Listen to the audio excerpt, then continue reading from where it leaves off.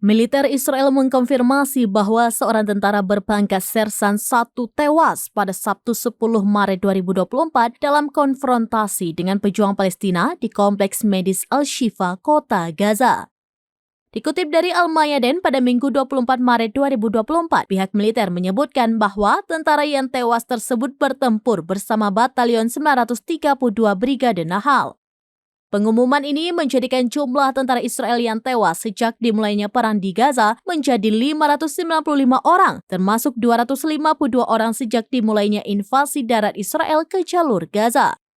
Brigade Al-Qassam mengatakan bahwa para pejuang perlawanannya membombardir pasukan pendudukan Israel yang bercokol di sekitar Kompleks Medis Al-Shifa di sebelah barat kota Gaza dengan peluru mortir.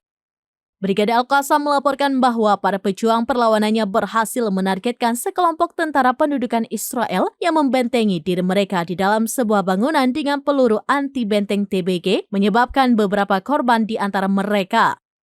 Mereka juga menargetkan sebuah kendaraan militer Israel dengan rudal anti-tank Al-Yasin 105.